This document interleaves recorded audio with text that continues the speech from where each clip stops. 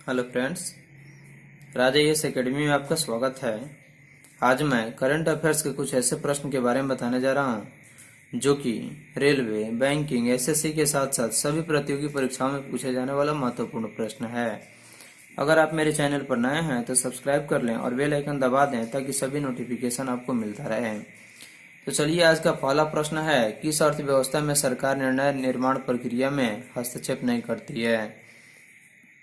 तो कौन सी ऐसी अर्थव्यवस्था है जिसमें सरकार निर्णय निर्माण प्रक्रिया में हस्तक्षेप यानी कि रुकावट नहीं करती? तो इसका सही आंसर हो जाएगा बाजार अर्थव्यवस्था। तो बाजार अर्थव्यवस्था एक ऐसी अर्थव्यवस्था है जिसमें सरकार इसके निर्णय निर्माण प्रक्रिया में किसी भी प्रकार की हस्तक्षेप यानी कि रुकावट उत्पन्न नहीं करती है। अगला प्रश्न है, भारत में बेरोजगारी से संबंधित मुद्दों का अध्ययन किस स्तर पर किया जाता है? यानी कि भारत में बेरोजगारी से संबंधित मुद्दों का जो अध्ययन किया जाता है वह किस स्तर पर किया जाता है? इसका सही आंसर हो जाएगा समष्टि के स्तर पर। किस स्तर पर? समष्टि स्तर पर। अगला प्रश्न है, भारत में मिश्रित अर्थव्यवस्था का क्या अर्थ है? तो भारत में मिश्रित अर्थव्यवस्था का क्या अर्थ है?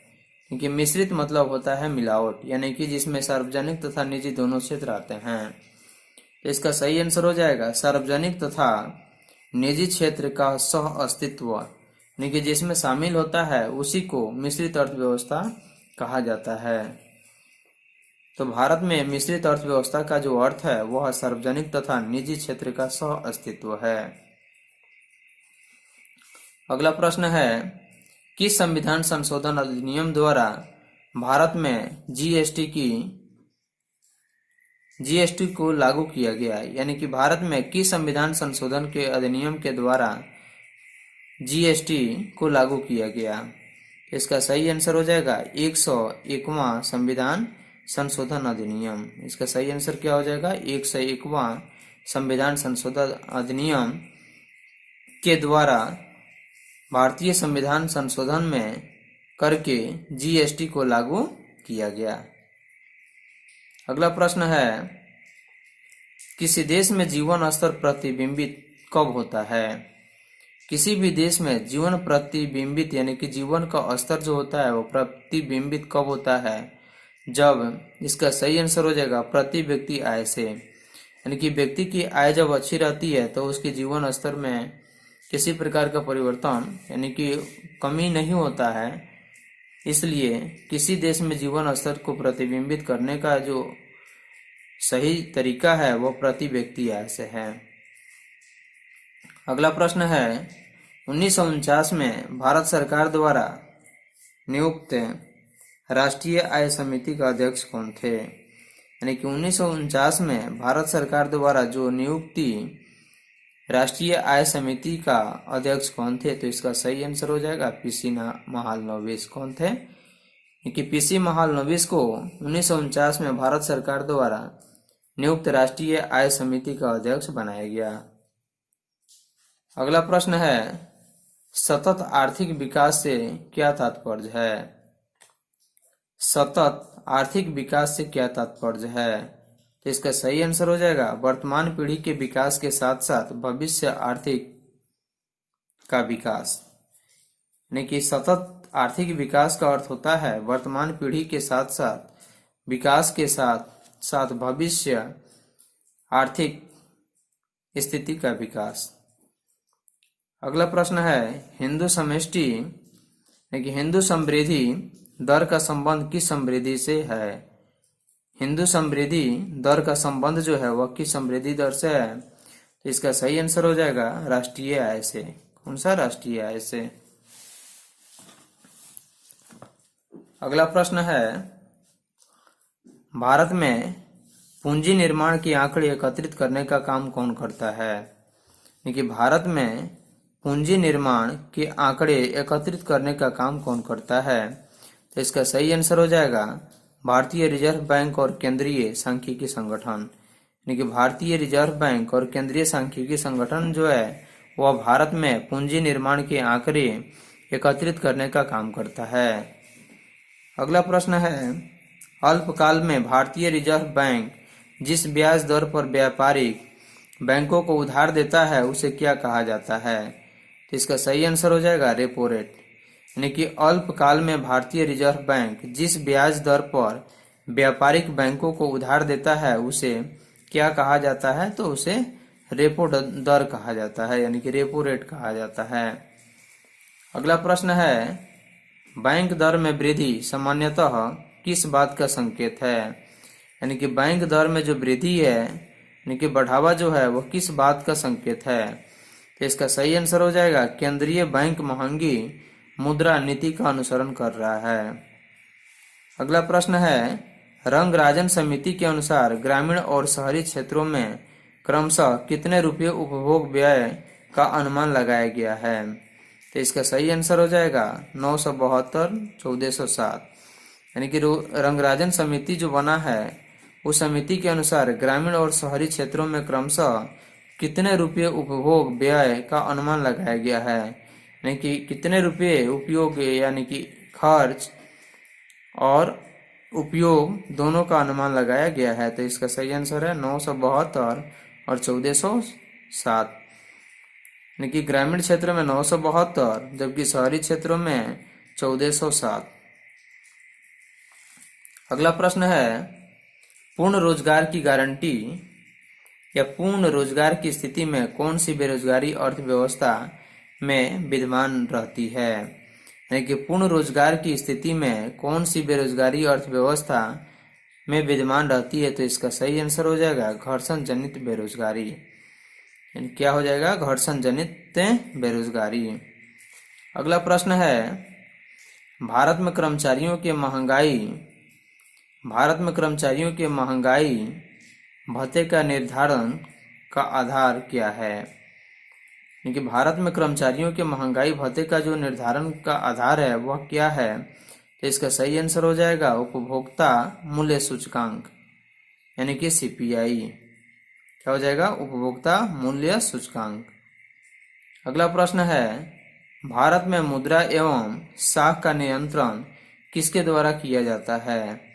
यानी कि भारत में मुद्रा एवं साख का जो नियंत्रण होता है वह किसके द्वारा किया जाता है? इसका सही आंसर हो जाएगा आरबीआई, जिसका पूरा नाम रिजर्व बैंक ऑफ इंडिया है, और वहीं भारत में मुद्रा एवं साख का नियंत्रण करता है। अगला प्रश्न है, 1 रुपये के नोट पर किसका हस्ताक्षर होता है?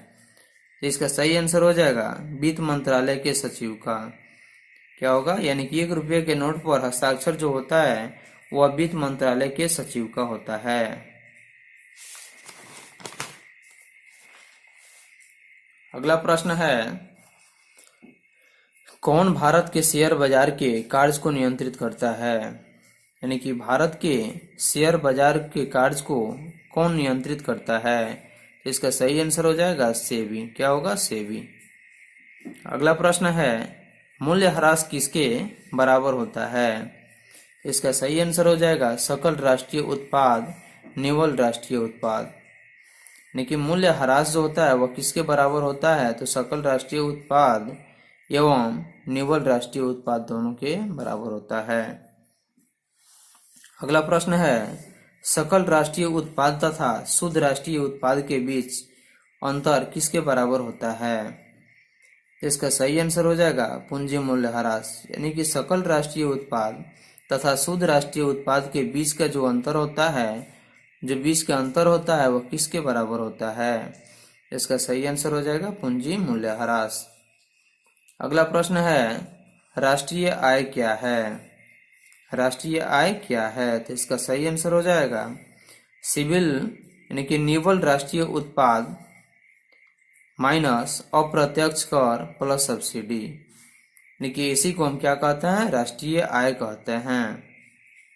अगला प्रश्न है, भारत में बैंकों का पहली बार राष्ट्रीयकरण कब हुआ था?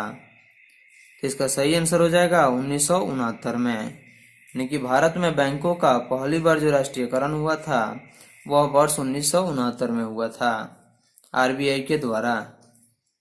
अगला प्रश्न है, किस क्षेत्र से भारत में सकल राष्ट्रीय उत्पाद का सबसे बड़ा भाग प्राप्त होता है? इसका सही आंसर हो जाएगा सेवा क्षेत्र से। यानी कि कौन ऐसा क्षेत्र है जिसे भारत में सकल राष्ट्रीय उत्पाद का सबसे बड़ा भाग प्राप्त होता है? तो इसका सही आंसर हो जाएगा सेवा क्षेत्र से। अगला प्रश्न है 12वीं पंचवर्षीय योजना का मुख्य उद्देश्य क्या था? 12वीं पंचवर्षीय योजना का जो मुख्य उद्देश्य था वह क्या था? तो इसका सही आंसर हो जाएगा तीव्रतर, धारणीय एवं ज्यादा समावेशी विकास। यानी कि तीव्रतर, धारणीय एवं ज्यादा यानी कि अधिक समावेशी विकास। अगला प्रश्न है योजना आयोग के स्थान पर नीति आयोग का गठन कब हुआ? तो इसका सही आंसर हो जाएगा 1 जनवरी 2015 को। योजना आयोग के स्थान पर नीति आयोग का गठन 1 जनवरी 2015 को हुआ। अगला प्रश्न है भारत में किसके द्वारा आर्थिक सर्वेक्षण प्रकाशित किया जाता है? कि भारत में किसके द्वारा आर्थिक सर्वेक्षण प्रकाशित किया जाता है? तो इसका सही आंसर हो जाएगा वित्त मंत्रालय द्वारा। यानी कि भारत में आर्थिक सर्वेक्षण जो होता है उसका प्रकाशन वित्त मंत्रालय के द्वारा होता है। अगला प्रश्न है केलकर टास्क फोर्स की सिफारिशों का संबंध किससे है? यानी केलकर टास्क फोर्स की सिफारिशों का संबंध जो है वह किससे है? तो इसका सही आंसर हो जाएगा करों से। यानी कर मतलब टैक्स से है। अगला प्रश्न है बजट के हिसाब किताब की जांच भारतीय संसद किसके द्वारा करती है? तो बजट के हिसाब किताब की जांच भारतीय संसद किसके द्वारा करती है? तो हिसाब किताब जो करती है बजट के हिसाब से भारतीय संसद वह सार्वजनिक लेखा समिति द्वारा करती है। तो इसका सही आंसर हो जाएगा सार्वजनिक लेखा समिति द्वारा। अगला प्रश्न है भारत में वित्त आयोग का मुख्य कार्य क्या है? तो भारत में वित्त आयोग का मुख्य कार्य क्या है? तो इसका सही आंसर हो जाएगा केंद्र तथा राज्यों के बीच राजस्व का वितरण करना। वितरण मतलब होता है बंटवारा करना यानी कि बांटना। तो भारत में वित्त आयोग का जो मुख्य कार्य है वह क्या है? तो उसका कार्य जो है केंद्र तथा राज्यों के बीच राजस्व का वितरण करना है।